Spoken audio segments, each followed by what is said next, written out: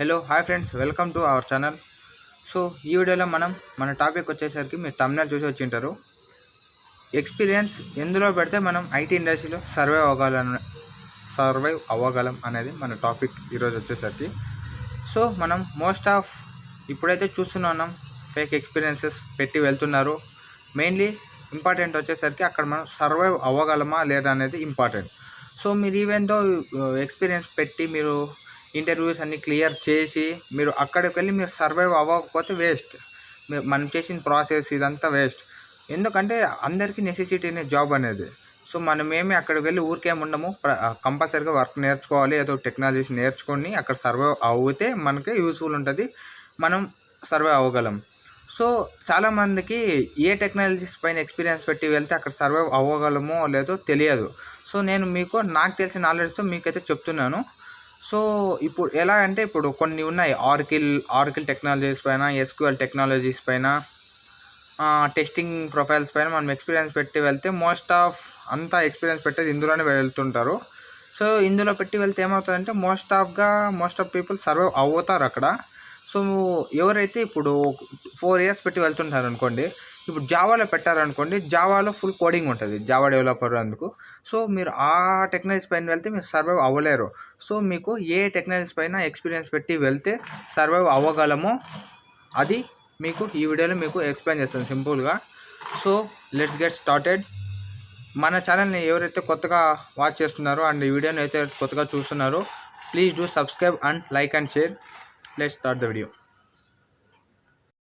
So first వచ్చేసరికి ఆర్కిల్ technology అండి.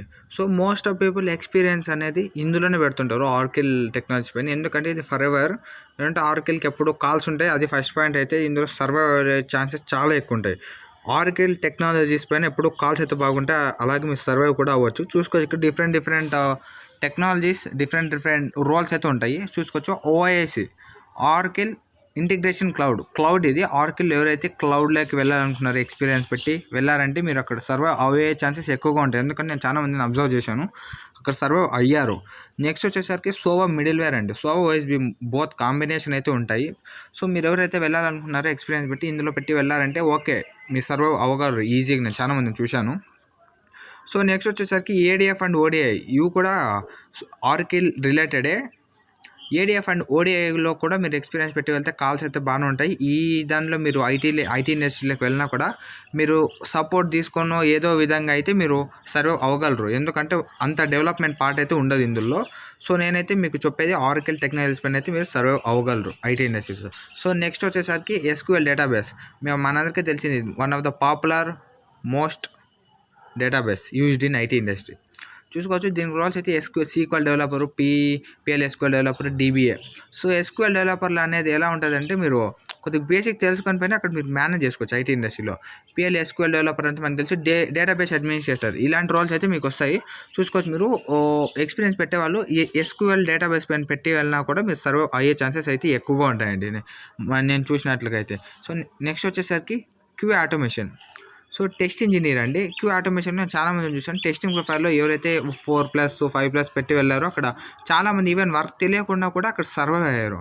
So నేను చెప్పేది ఏమంటే ఈ మూడిట్లో ఏదో ఒకటి చూస్ చేసుకొని అందులో అయితే ఎక్స్పీరియన్స్ పెట్టి వెళ్తే మీరు సర్వైవ్ అయ్యే ఛాన్సెస్ అయితే ఎక్కువ ఉన్నాయండి as per my knowledge. So మీకు ఈ వీడియో యూజ్ అయింది అనుకుంటూ thanks for watching and please do subscribe and share this video. Thank you. జై హింద్.